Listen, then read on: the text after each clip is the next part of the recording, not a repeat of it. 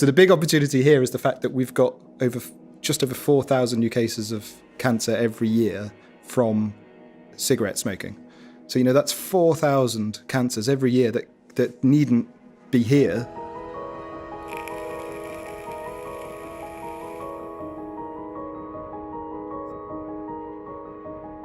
Lung cancer is a truly hideous disease, but it's also quite largely preventable if 7 out of 10 lung cancers are related to smoking.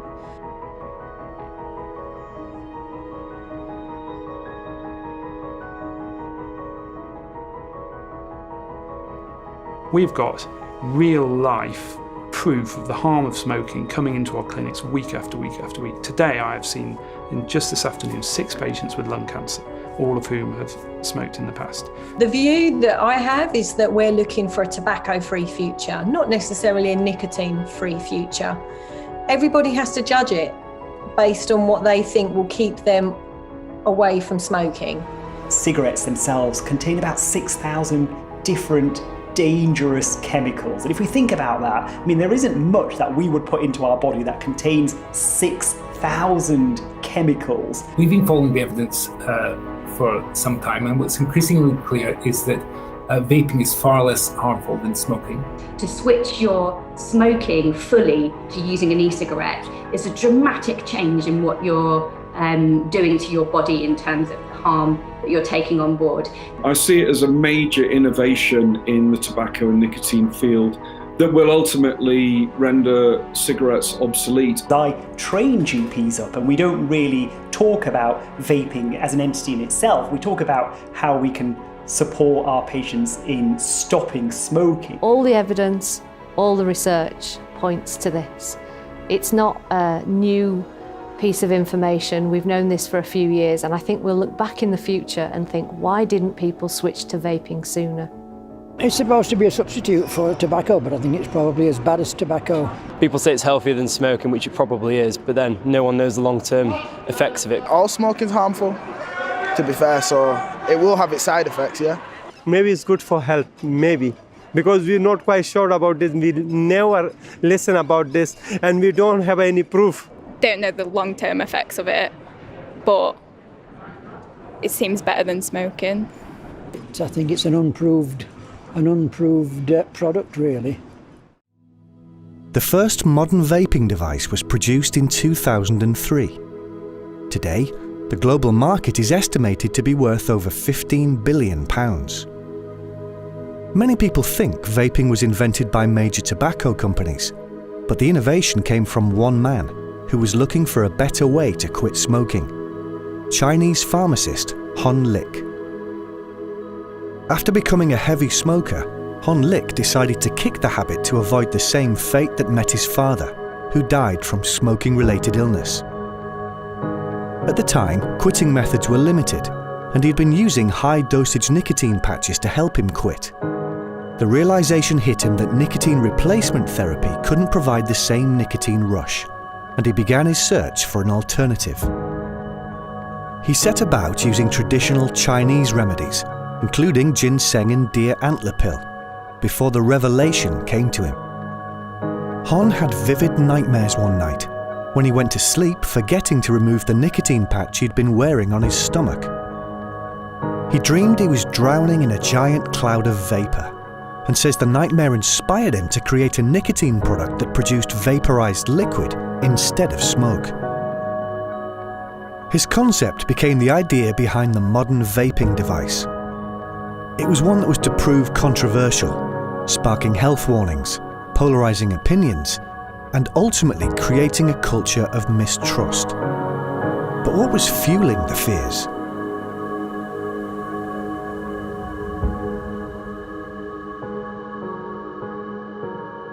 Myths and misconceptions come from all sorts of different sources. Well, the first of the myths about vaping that is really, really tragic is that people say it's just as bad for you as smoking. And something like a third of smokers in the UK actually believe that. It's absolutely not the truth. But one myth is that we don't know anything about them, we don't know what's in them. And that's a really common myth. Now, e-cigarettes are possibly one of the most heavily researched innovations of our time.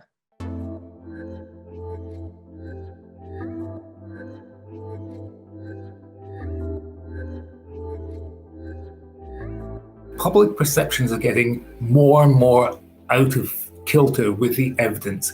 So people are thinking more and more that e-cigarettes are harmful. Well, there are so many myths about vaping. I mean, the list just goes on and on. Swapping one addiction for another. Nobody knows what's in it. Popcorn lung. Gateway to smoking. Secondhand vaping is very harmful. Youth epidemic. Heart attacks, COPD. The list goes on and on and on. And when you get to the bottom of it, you excavate the science, you'll find there's nothing there. I've heard the experts compare the risk of smoking cigarettes as being like jumping out the 16th floor of a building compared to using an e-cigarette, which is like, you know, jumping off the step at the bottom of the building. So it's not like a zero risk activity, but if you had to choose which you were going to do, you'd probably jump off the bottom step. Scientists have shown the best thing a smoker can do for their health is to stop smoking completely.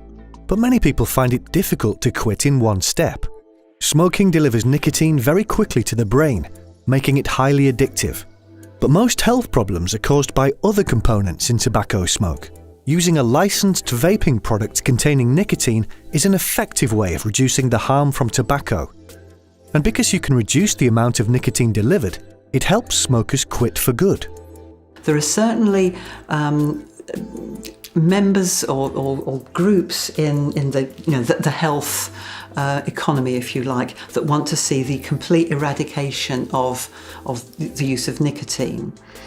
But you've also got the media who love a bad news story. Sensationalism is the game now, and even the supposedly respectable journals do this, and they all have their own way of doing. If it's the Guardian, it's an industry conspiracy. If it's the Telegraph or Mail, it's some kind of horrendous health effect. They sell their papers, they get you to click onto their websites, buy a shocking headline, and e-cigarettes help smokers to quit.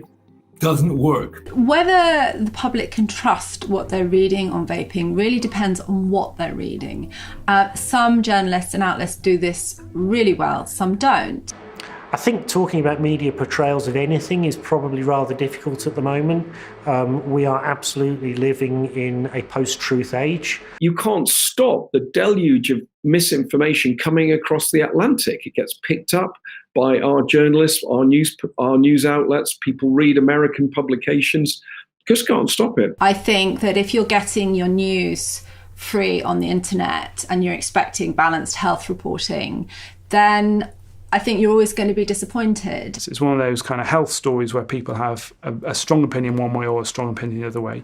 And I guess what comes over in the media is really the opinion of the person they're asking at that time. For years, the media has shared worrying stories about vaping. But what evidence are these stories based on? Public Health England disputes many of the stories and the science that prompts them. The government body wants smokers to switch to vaping products to help them quit combustible cigarettes. In late 2018, they released this film to present the dangers of smoking compared to vaping. And what we are going to do is we are going to have one bell jar set up to smoke the average number of cigarettes smoked by a smoker each month. That's over 300 cigarettes. And then we have another bell jar through which we draw vapor from an e-cigarette for the same amount of time. And then, as a control condition, we have clear air to demonstrate not smoking or vaping.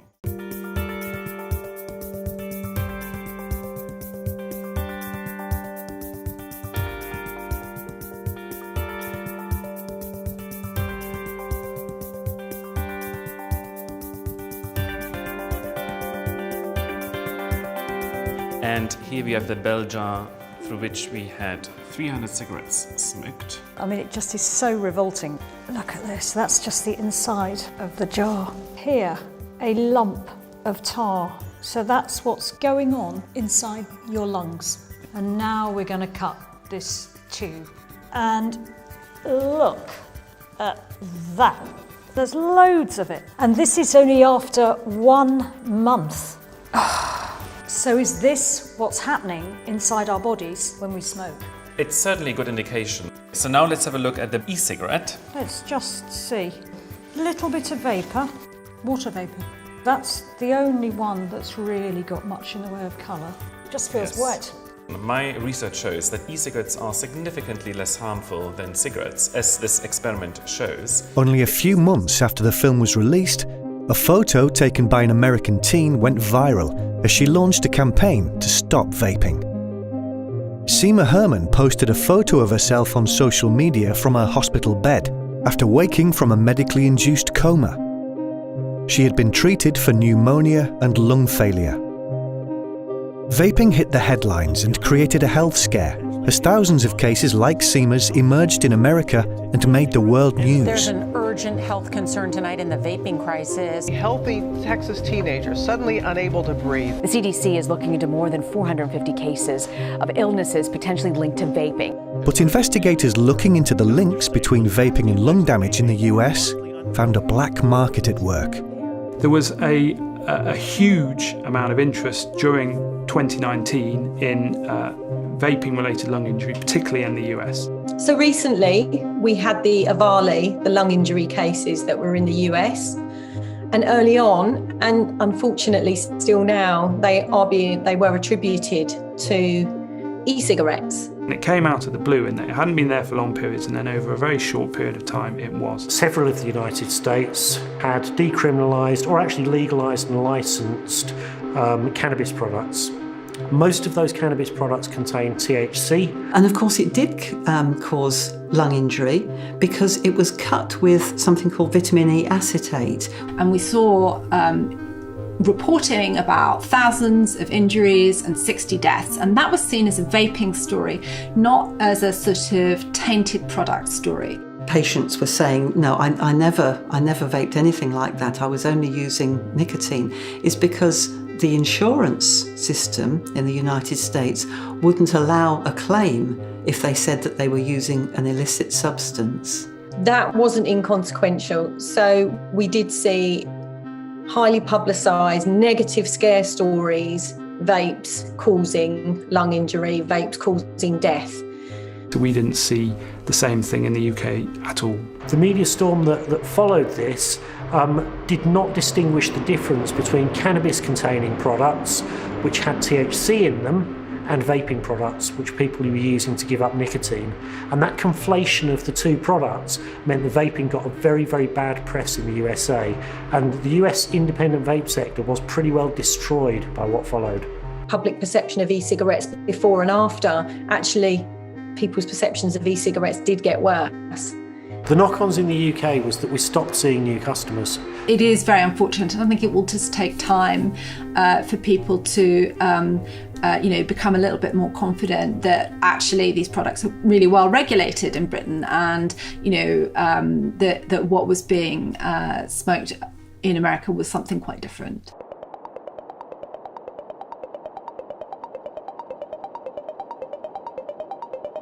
So one of the myths that we hear is that they're not regulated, that it's a Wild West, and actually e-cigarettes are regulated. The limit to strengths, limit to bottle size, what has to be on the outside of the package, what's inside the bottle as well. The most important of the regulations in terms of protecting vapers are to make sure that e-liquids are properly produced. In this country, we've got very, very good and safe regulations. Any ingredient has been toxicologically screened for its suitability for inhalation, that the nicotine that's used in the products is suitable for human consumption, because not all nicotine is, and that everything else within the e-liquid meets those kind of standards. We need to get this into public consciousness that, like all products, there is an illicit market or a black market. There are lower quality products. We find this across, all products. It's not something that's exclusive to e-cigarettes. Despite strict UK regulation and backing from leading health experts, vaping has struggled to improve its reputation. In 2017, tobacco giant Philip Morris International set up the Foundation for a Smoke-Free World, pledging $1 billion to research vaping and other smoking alternatives. However, in 2019, former New York Mayor Michael Bloomberg launched a $160 million campaign to tackle vaping. In 2020, it appeared he was winning the battle when the World Health Organization warned vaping could be harmful to health, especially for teens. Are ordinary smokers the casualties of a clash between morals and money, making the truth harder to find? So this organisation called Foundation for a Smoke-Free World, and they have been set up fully funded by Philip Morris International, so the makers of Marlboro.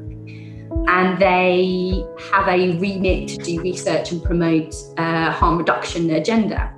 And it's been very problematic because this is entirely funded by one of the world's biggest tobacco companies, and their agenda therefore is called into question. Mike Bloomberg is an American billionaire, financial services tycoon, and he's set up a foundation called Bloomberg Philanthropies, which funds tobacco control around the world, and so far he's spent in excess of $1 billion. There is a battle there, and sometimes it's about morals rather than health. And that worries me, that if people take a moralistic stance on nicotine, then they are denying people who actually need to stop smoking a way out of their smoking habit. We've proven in the UK that using nicotine, using other alternative forms of nicotine, can have a really positive impact on reducing harm and reducing the tobacco epidemic. And there are many countries in which pursuing that approach would be useful. The problem with Mr. Bloomberg is that he's a vaping prohibitionist. He was when he had a brief run for president early in 2020, he went on the record to the New York Times saying he thought vaping products should be banned outright. The involvement of big tobacco companies does raise people's suspicions, and rightly so. I mean, the tobacco industry has behaved appallingly. Some authorities will say that tobacco harm reduction is a good thing because it reduces the harm from smoked tobacco. Others, like the WHO, for instance, the World Health Organization, want to ban any nicotine product that isn't actually medical. The World Health Organization position is a difficult one to understand. The World Health Organization are very conservative. They think that for nations that ban vaping, that's a reasonable position. And they see countries like the UK that are very positive about vaping as having overstepped the mark. Now, I have a problem with that, and many in my field do, that it's actually almost saying that if you don't quit the right way, if you don't quit our way, then don't bother quitting at all. I think it's a position of a long history of working in tobacco control with a tobacco industry that has been working against them at times. But I think at some point they need to embrace tobacco harm reduction rather than just working on nicotine use has to be driven out completely. It doesn't. What needs to be driven out is the harm of smoking. Cigarette smoke contains over 6,000 chemicals. At least 69 of those could cause cancer. In comparison, vaping products typically contain nicotine, propylene glycol, vegetable glycerin, and flavourings. These key ingredients have not been associated with any serious risk. The components of cigarette smoke that are harmful to our health are either absent in vapour or are present at tiny percentages compared to cigarette smoke. So why is there so much mistrust in vaping products and their contents? Nobody's saying e-cigarettes are totally risk-free. Of course they're not. You're inhaling some chemicals into your lungs. But it's about comparing the risk to smoking. And that's the distinction that really needs to be made. It's worth thinking about in terms of toxins that are in the vapour rather than the liquid. There are only 4 that are of interest, the principal 2 of those being formaldehyde and acetaldehyde. They appear at less than 1/100th of the level they appear in cigarette smoke. The advantage of vaping is in harm reduction from smoking. People who do not smoke at all should not start vaping, in particular teenagers. At the current time, at least in the UK, it looks like the young people that are vaping are also those young people that have smoked or potentially would have smoked. We have seen no epidemic of e-cigarette use among youth in the UK. The fact is, kids do risky things. So the question is, how risky are these things? And, how much effort should you put in to stop them? What is important is that we balance this risk of making the products unattractive or unavailable to young people while not making the products unattractive and unavailable to some of our most disadvantaged smokers. You've got to be careful that you don't kill the golden goose, that you put so much effort into, quotes, protecting kids from vaping, that you make it impossible for adults, so you make it difficult for adults to use vaping as an alternative to smoking. Yorkshire Cancer Research spoke to 100 people across the county to find out what they thought about vaping. Only 56% agreed with the statement that vaping is safer than smoking. 89% think messages around the risks of vaping are unclear to the general public.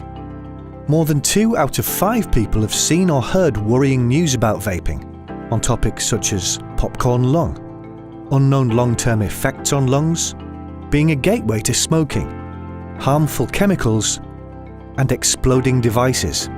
Only 30% think that vaping should be promoted as a stop smoking tool. And 2 out of 3 people feel that there is not enough information on vaping for smokers to make an informed decision about quitting methods. Scientists have helped us understand the dangers of cigarettes and how vaping could reduce the harms smokers do to their bodies without having to withdraw from nicotine. But there have also been well-publicised studies that suggest vaping is harmful to health. How valid are these studies? And are they misleading people into believing vaping may be more harmful than it is? I do worry that, there are very listened to policymakers, scientists, physicians who are very anti and who are doing everything they can to actually shut down the tobacco harm reduction alternatives. Some people who are almost evangelists against e-cigarette use and will pick up on any health story that shows they might be harmful. The media scare stories are just that. They're just scare stories. They are the final link in a chain of irresponsibility that starts with the research community constantly exaggerating and spinning its findings to create sensational stories. The researchers want this news coverage, gets them notoriety, and it helps them to get grants. There are studies that almost seem to be designed to show harms. Sometimes there will be a paper, for example, where e-cigarette smoke is blown on some cells in a petri dish. Zebrafish embryos or something like that. Put them in a petri dish, douse them with a load of nicotine liquid, and strangely find that they don't do ever so well. That's extrapolated from a kind of basic science experiment to a kind of health message. You shouldn't use e-cigarettes because, look, we've done this. They probably wouldn't do ever so well if you put chilli sauce in either, but people are quite happy to use chilli sauce. Here in the UK, we're very blessed, and there's some really good, rigorous research looking at how e-cigarettes can help people to quit smoking, different kinds of smokers. We've got, in Britain anyway, we have particularly good scientists who I think understand this area well. They understand the benefits. They're not paralysed by relatively minor or inconsequential risks, but they're seized by the opportunities, and that's a good thing.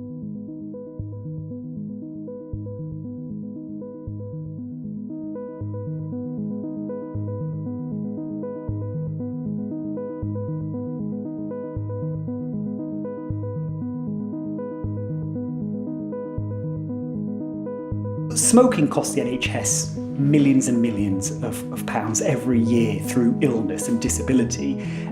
If vaping helps someone to come off cigarettes and eventually stop vaping in the long run as well, I think vaping is a viable option for NHS smoking cessation services. Stopping smoking historically has been a difficult thing to do because we're dealing with an addiction.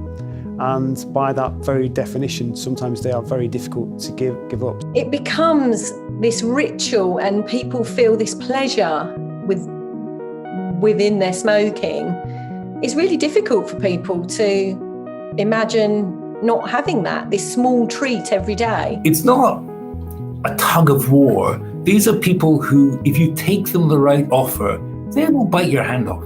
Smoked 20 to 30 cigarettes a day. I was super fit. Went all over the world with the military. Left the army on medical grounds after 20 years. And within probably 2 or 3 months, I could hardly get up the stairs. And I knew I needed to stop smoking. I found myself buying cigs over other things, food, stuff like that. Fundamentally, you think you've always got the strength to stop. The part of the reason getting into vaping was obviously mainly the kids. Even be able to run around the block with him, teach him how to ride his bike. I can do that now. With my daughter who's 8, I couldn't do it properly. From stopping smoking and then vaping, I could run up the stairs. The change was unbelievable. I wake up, I feel absolutely free. My breathing's 10 times better. You know, you're affecting other people, and I think that's unfair because it's not, they should have a choice. I'm not coughing in the morning anymore. I'm not out of breath.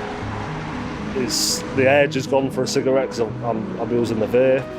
We would know in a minute if cigarettes were invented today that they would be extremely hazardous. People say that vaping is in its infancy, but we've had it for over 10 years now, almost 20 years really, and you know we're not seeing long-term harm from its use. We have got reasonably good evidence now that any harm that there may be from vaping is a very, very small amount compared to the harm of smoking real cigarettes. It's true that we don't know what will happen in the distant future, but we can take a damn good guess because we can see the low levels of toxins that there are in vapour. One big UK trial that compared the best combination of nicotine replacement therapy plus behavioural support with e-cigarettes plus behavioural support, so comparing the two like for like, found that e-cigarettes were about twice as effective in helping smokers to quit at about 1/5 of the price. Vaping has offered smokers a suitable alternative for them to consume nicotine, inhale it in a much safer way. Our hope is that people will use e-cigarettes as an aid to quitting, but eventually quit the e-cigarettes themselves. Now, some people can't do that. And if it's a choice between carrying on the e-cigarette versus going back to smoking, we would always want them on the e-cigarette.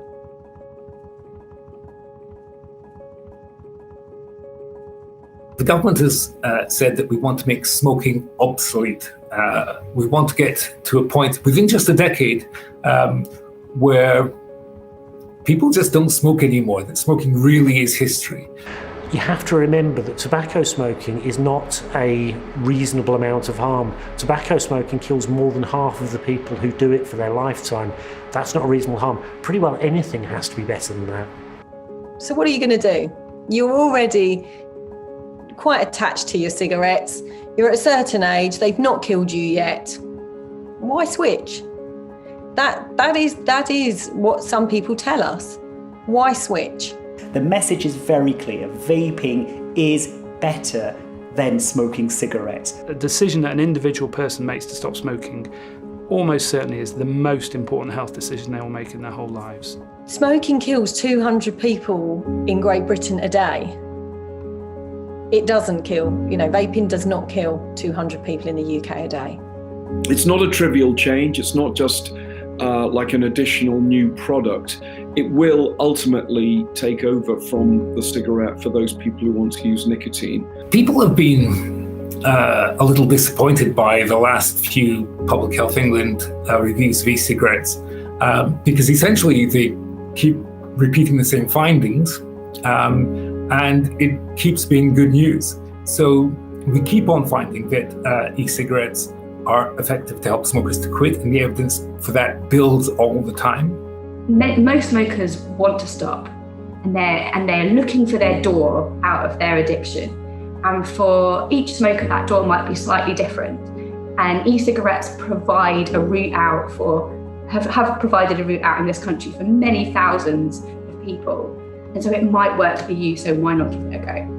So the time is now, really. We're missing an opportunity if we don't encourage people to give up smoking using vaping products. Just stop judging people that vape, and don't judge someone for maybe wanting to move over to vaping and who might not want to quit nicotine. Maybe we will come across people that will be vaping for 10 years. Now, that might not be something that a practitioner wants or recommends, but if that person feels that, well, it's that or 10 years of smoking, we have to be realistic. The vape, it sort of like took away the addiction. It was like I was still doing something with my hand. It's like smoking, but not I'm not worried what it's doing to me. After about a year or so of stopping smoking, I was waking up in the morning and there was no phlegm, there was no coughing, and I felt better in myself. I didn't feel out of breath all the time. I just felt alive, sort of thing. But I stopped smoking, I've extended my life. My dad was a smoker, my granddad was a smoker. My granddad died of emphysema. My dad died of cancer, so I was quite young. My dad was only 61. So while I was smoking, I had it in my head I won't live past my 60s. But now I'm not smoking, I'm hoping 80s, 90s.